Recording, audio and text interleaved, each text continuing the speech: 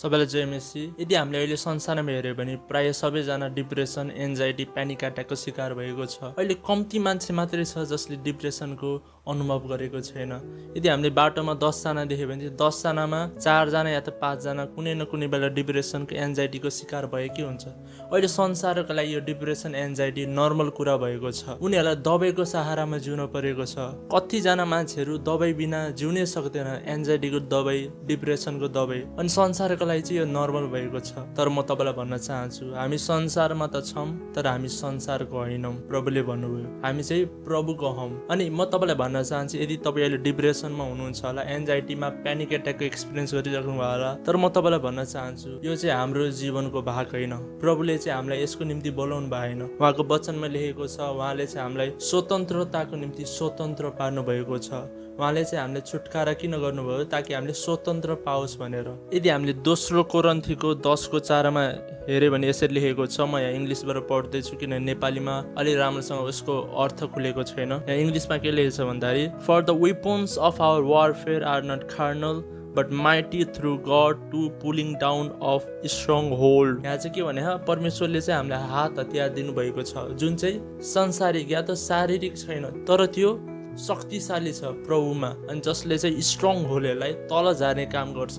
लेखेको छ pulling down of strong holds. अनि यो यहाँ स्ट्रङ होल्ड्स भनेको चाहिँ के हो त? यदि तपाईँले यहाँभन्दा तल पढ्नु भयो भने यहाँ के लेखेको छ भन्दाखेरि, casting down imagination bringing into captivity every thought. यहाँ चाहिँ कन्टेक्स्ट अनुसार हेऱ्यो भने स्ट्रङ होल्ड भनेको चाहिँ हरेक इमेजिनेसन, थट जुन हाम्रो सोच्ने प्याटर्न हुन्छ, जुन शैतानले हाम्रो जीवनमा हालेको हुन्छ, त्यसलाई चाहिँ भन्छ स्ट्रङ होल्ड। स्ट्रङ होल्ड भनेको चाहिँ एउटा सोच्ने प्याटर्न हो जुन चाहिँ हाम्रो जीवनमा त्यो हामीले त्यो कुरा सोच्दै गर्दा त्यो चाहिँ हाम्रो जीवनमा प्याटर्न बनेको हुन्छ। जस्तो हाम्रो हरेकको ह्याबिट हुन्छ नि, यो स्ट्रङ होल्ड भनेको नि एउटा सोच्ने प्याटर्नको ह्याबिट हो। जस्तो उदाहरणको लागि हामीले यदि यसलाई स्ट्रङ होल्डको रूपमा लिन पर्यो भने, यदि कोही मान्छे छ उसलाई चाहिँ सानो हावाहुरी आउने बित्तिकै डर लाग्छ, शैतानले चाहिँ त्यसको जीवनमा एउटा विचारलाई रोप्छ सुरुमा, अब तेरो घर उड्छ। अनि शैतानले चाहिँ कहिले पनि त भनेर बोल्दैन, शैतानले चाहिँ के भन्छ म भनेर बोल्छ। अब ला तेरो हावाहुरी आयो, अब तेरो घर उड्छ भन्दैन कि, शैतानले के भन्छ अब मेरो घर उड्छ। अनि हामीले चाहिँ के सोच्छौँ, यो हाम्रो विचार हो। अनि एउटा कुनै मान्छेलाई त्यो सोचाइ आउँछ, एउटा सानो हावाहुरी आउँछ, अनि त्यसलाई एउटा सोचाइ आउँछ, ला मेरो घर त अब उड्छ। अनि हावाहुरी आउँछ, उसको घर पनि उड्दैन, तर त्यो बिउ चाहिँ उसको विचारमा आइसकेको हुन्छ। अनि अर्कोचोटि फेरि हावाहुरी आउँछ, फेरि त्यो विचार आउँछ, उसलाई चिन्ता लाग्छ, ऊ डराउँछ, ला मेरो घर उड्छ कि भनेर, तब पनि उसको उड्दैन। तर अर्कोचोटि फेरि हावाहुरी आउँछ, फेरि उसलाई डर लाग्छ, तब पनि उड्दैन। तर उसलाई चाहिँ डर चाहिँ लागिरहेको हुन्छ हरेक हावाहुरी आउँदाखेरि। किन भन्दाखेरि जुन सुरुमा एउटा विचार थियो, ला अब मेरो घर उड्छ कि भनेर, त्यो विचार चाहिँ शैतानले हालेको यति साह्रो गाडिसकेको हुन्छ कि त्यो स्ट्रङ होल्ड हुन्छ, त्यो चाहिँ किल्ला भएर मान्छेको विचारमा बस्छ। अब चाहिँ उसले नचाहे पनि त्यो अटोमेटिक आफै त्यो आउँछ उसको विचारमा। किन भन्दाखेरि उसको विचारमा त्यो चाहिँ स्ट्रङ होल्ड, एउटा किल्ला बनिसकेको हुन्छ त्यो सोच्ने शैली चाहिँ। आज म तपाईँलाई वचनद्वारा सिकाउने छु कसरी हामीले प्यानिक अट्याक, एङ्जाइटी, डिप्रेसनदेखि चाहिँ हामीले वचनद्वारा ओभरकम या त जित्न सक्छौँ। जब त्यो सुरुमा हाम्रो जीवनमा त्यो विचार आउँछ, त्यो चाहिँ एउटा सिड, एउटा बिउको रूपमा आउँछ। अनि बिउलाई हामीले हटाउन सजिलो हुन्छ, स्ट्रङ होललाई हटाउन भन्दा बिउलाई हटाउन सजिलो हुन्छ, किनभने त्यो सानो हुन्छ। तर स्ट्रङ होल, किल्ला चाहिँ ठुलो हुन्छ। अनि जब हामीले त्यो शैतानले सुरुमा हामीले माइन्डमा विचार हाल्छ, सुरुको त्यो विचारलाई हटाउन एकदम सजिलो हुन्छ। तर जब त्यो विचार गाडिसकेको हुन्छ, त्यो सोच्ने शैली भइसकेको हुन्छ, त्यसपछि त्यो स्ट्रङ होल्ड हुन्छ। तर आज खुसीको खबर चाहिँ के छ भन्दाखेरि हामीसँग एउटा शक्तिशाली हतियार छ जसले चाहिँ त्यो हरेक किल्लाहरूलाई, हाम्रो त्यो सोच्ने शैली जुन बन्डेज भइसकेको हुन्छ माइन्डमा, एउटा बन्धन भइसकेको हुन्छ, त्यसलाई चाहिँ नष्ट पार्ने काम गर्छ, त्यसलाई चाहिँ तल झार्ने काम गर्छ। त्यो हतियार चाहिँ परमेश्वरले हामीलाई दिनुभएको छ। त्यो चाहिँ परमेश्वरको हतियार हो, त्यो परमेश्वरले हामीलाई दिनुभएको छ।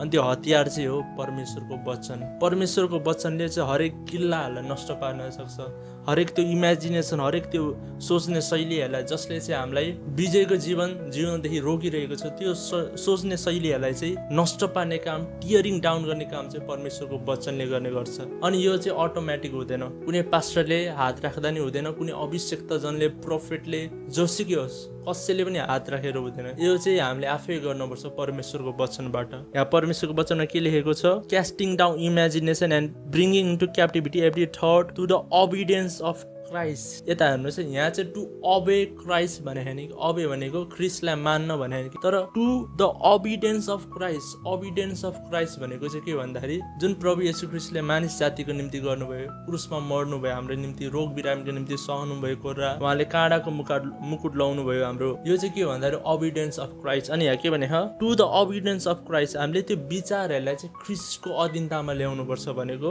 हामीले चाहिँ ख्रिस्टको आज्ञा पालनमा ल्याउनु पर्छ जुन ख्रिस्टले हाम्रो निम्ति गरिसक्नु भएको छ। जस्तो उदाहरणको लागि तपाईँलाई विचार आयो अरे, अब तपाईँ चाँडै मर्छ भन्ने कुरा शैतानले विचार आयो अरे होइन, शैतानले कहिले पनि त मर्छ भन्दा के भन्छ, म मर्छु, यसरी विचार हाल्छ। अनि तपाईँको जीवनमा शैतानले विचार आयो, ल अब म मर्छु, अनि तपाईँले सोच्नुहुन्छ यो त मेरो सोच्ने, यो त मेरो थट हो, मलाई सिम्टम आहा, अनि तपाईँले त्यो कुरालाई सोच्नुहुन्छ। अनि के हुन्छ भन्दाखेरि त्यो स्ट्रङ होल्ड हुन्छ। तर त्यो सोच आउने बित्तिकै तपाईँले यदि भन्यो नि होइन प्रभु किन 33 वर्षसम्म जिउनु भयो, उहाँ 90 वर्षसम्म नि जिउन सक्नुहुन्थ्यो, तर किन उहाँ 33 वर्षसम्म मात्रै जिउनु भयो, ताकि हामी विश्वास गर्नेहरू दीर्घायु जीवन जिउन सकोस्। जब तपाईँले यो जुन प्रभुले हाम्रो निम्ति गर्नुभयो नि त्यो विचारलाई त्यो कुरामा लगाउनुहुन्छ नि, त्यो विचार चाहिँ तल झर्छ। तर जब तपाईँले सोच्नुहुन्छ ला अब यो त सही भने हो, जब तपाईँले त्यो सोच्नुहुन्छ त्यो पछि स्ट्रङ होल हुन्छ। तर त्यो स्ट्रङ होल हुनुभन्दा अगाडि नै तपाईँले चाहिँ त्यसलाई अबिडेन्स अफ क्राइस्ट जुन प्रभुले गरिसक्नुभयो त्यो कुरामा लगाउनु पर्छ। तपाईँलाई यदि कुनै कुराको रोग बिरामीको सिम्टम आयो भने तपाईँले भन्नुपर्छ यसुले खानुभएको खोराको जोडले म निको भइसकेको छु, अब म रोगी हुन पर्दैन, किनभने प्रभु मेरो निम्ति रोगी हुनु भइसक्यो, प्रभुले मेरो निम्ति कोर्रा खाइसक्नु भयो। जब तपाईँले त्यो ख्रिस्टको आज्ञा पालनमा लगाउँछौँ अनि त्यो कुरा चाहिँ हाम्रो विचारबाट त्यो हट्दै जान्छ। अनि यो स्ट्रङ होल्ड, यो किल्लालाई तोड्ने चाहिँ, नष्ट पार्ने चाहिँ एउटा मात्रै तरिका छ, त्यो परमेश्वरको वचन। जब हामीले परमेश्वरको वचन बोल्छौँ त्यो विचार चाहिँ तल झर्छ, त्यो विचार चाहिँ तल झर्छ, फेरि माथि उठ्छ, सेकेन्ड पछि मिनट पछि फेरि तल झर्छ, फेरि माथि उठ्छ, फेरि तपाईँले वचन बोल्नुहुन्छ त्यो तल झर्छ, फेरि तपाईँले वचन बोल्नुहुन्छ त्यो तल झर्छ। अनि एक दिन यस्तो समय आउँछ त्यो किल्ला नष्ट हुन्छ, त्यसपछि त्यो कहिले पनि उठ्दैन, फेरि उठ्छ, फेरि तपाईँले त्यसलाई तल झार्ने। अनि हामीले चाहिँ के बुझ्नुपर्छ भन्दाखेरि हाम्रो जीवनमा चाहिँ 3टा शत्रुहरू छ जसले चाहिँ हामीलाई रोक्ने काम गर्छ। पहिलो शत्रु हो शैतान, अर्को शत्रु हो हाम्रो शरीर फिलिङ जसले परमेश्वरको विरुद्धमा बोल्छ, अनि अर्को शत्रु हो हाम्रो नयाँ नभएको मन। हामीले एउटा के कुरा बुझ्नुपर्छ भन्दाखेरि जब हामीले प्रभुलाई विश्वास गर्छौँ हाम्रो आत्मा त नयाँ भएको हुन्छ तर हाम्रो शरीर हाम्रो मन पुरानै हुन्छ। अनि यदि कसैले प्रभुलाई विश्वास गर्नुभन्दा अगाडि त्यसले चुरोट खान्थ्यो भने विश्वास गरेपछि नि उसलाई चुरोटै खान मन लाग्छ। यदि कसैको शरीरमा ट्याटु छ भने विश्वास गरेपछि पनि उसको शरीरमा ट्याटु नै हुन्छ, किन भन्दाखेरि हाम्रो भित्रको आत्मा त नयाँ भएको छ होइन। जसले यसुलाई विश्वास गर्छ he is new creation in Christ, त्यो चाहिँ नयाँ सृष्टि हो। कहाँ भन्दाखेरि आत्मामा, तर शरीर र मनमा ऊ पुरानै हुन्छ। रोमीको 12:2 यसो लेखेको छ, be not conform to this world but you transform by the renewing of your mind. आफ्नो मनलाई नयाँ गरेर चाहिँ परिवर्तन हो भनेको छ। यसको मतलब यो चाहिँ हामीले विश्वास गर्ने बित्तिकै हुँदैन, यो चाहिँ हामीले गर्नुपर्छ, इफोर्ट लाउनुपर्छ।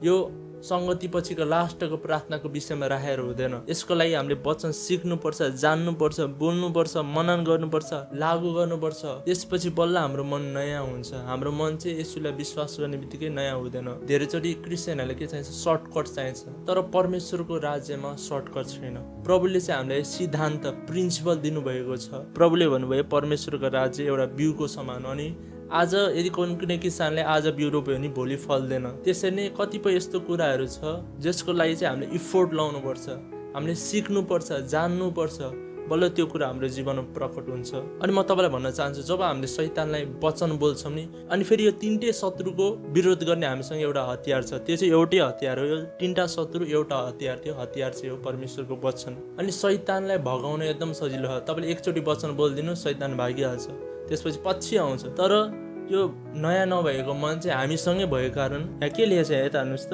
Every high thing that exalt itself भनेको चाहिँ के भन्दाखेरि यो आफै उठ्छ अरे कि, शैतानले उठाएको होइन। शैतानले चाहिँ रोप्ने काम गर्यो हाम्रो माइन्डमा। जब रोप्ने काम गर्यो त्यो चाहिँ हाम्रो थिङ्किङ प्याटर्न हुन्छ, त्यसपछि शैतानले आउन पर्दैन, हाम्रो त्यो आफै उठ्छ, विचारमा आफै उठिराख्छ।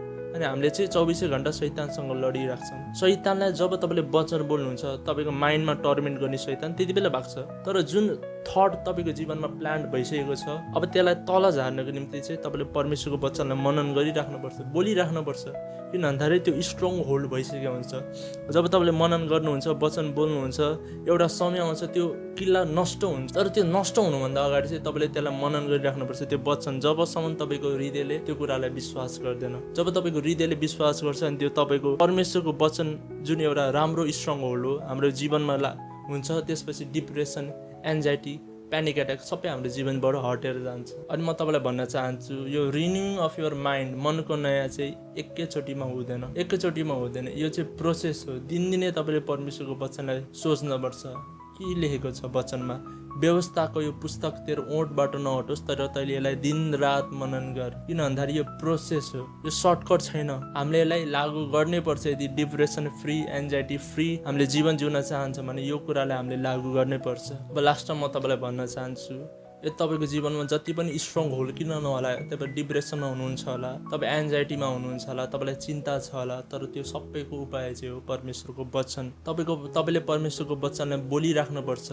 जबसम्म त्यो वचनले तपाईँको माइन्डमा स्ट्रङ होल्ड बनाउँदैन। शैतानले पनि स्ट्रङ होल्ड बनाउन सक्छ अनि प्रभुको वचनले पनि। जब प्रभुको वचनले स्ट्रङ होल्ड बनाउँछ, त्यसपछि कुनै परिस्थितिले हामीलाई हल्लाउन सक्दैन विजयको जीवन जिउनदेखि। म तपाईँलाई भन्न चाहन्छु, यदि तपाईँ डिप्रेसनमा, एन्जाइटीमा हुनुहुन्छ भने यो तपाईँको जीवनको भाग होइन। यसलाई नलिनुहोस्, यसलाई एक्सेप्ट नगर्नुहोस् कि अब म जीवनभरि यसरी नै जिउनु पर्छ भनेर। प्रभुले चाहिँ तपाईँलाई स्वतन्त्रताको निम्ति स्वतन्त्र गर्नुभएको छ। तपाईँ संसारमा त हुनुहुन्छ, तर तपाईँ संसारको होइन। प्रभुको वचनलाई आजदेखि मनन गर्न थाल्नुहोस्, मुखबाट बोल्न थाल्नुहोस्, चुप नलाग्नुहोस्। परमेश्वरले हामीलाई मुख पाप आउनुभन्दा अगाडि मान्छेले नखाए पनि जीवित हुन्थ्यो, तर प्रभुले हामीलाई किन मुख दिनुभयो? ताकि हामीले अधिकार गरोस् भनेर। हामीले मुखबाट विचारलाई अधिकार गर्न सक्छौँ। तपाईँले किन भन्दा वचन लेखेको छ, विश्वास सुनाइबाट आउँछ। जब तपाईँले बोल्नुहुन्छ, तपाईँले सुन्नुहुन्छ। जब तपाईँले सुन्नुहुन्छ, विश्वास उत्पन्न हुन्छ। जब विश्वास उत्पन्न हुन्छ, हरेक डर, हरेक त्रास भागेर जान्छ। म तपाईँलाई यही इन्करेज गर्न चाहन्छु, परमेश्वरको वचनलाई मनन गर्नुहोस्, परमेश्वरको वचनलाई बोल्नुहोस्, वचनहरू खोज्नुहोस् जुन चाहिँ तपाईँको परिस्थितिमा लागु हुन्छ। त्यसपछि तपाईँले हरेक एरियामा विजय पाउँदै जानुहुन्छ। अनि म तपाईँलाई भन्न चाहन्छु, कतिपय हाम्रो दाजुभाइ हुनुहुन्छ जसलाई यो कुरा थाहा छैन, अनि यो भिडियो उहाँहरूलाई नि सेयर गरेर उहाँहरूलाई नि सहायता होस् कि उहाँहरूले नि जानुहोस् यो स्ट्रङ होल्ड, यो डिप्रेसन, एन्जाइटीदेखि कसरी बाहिर आउने। God bless you.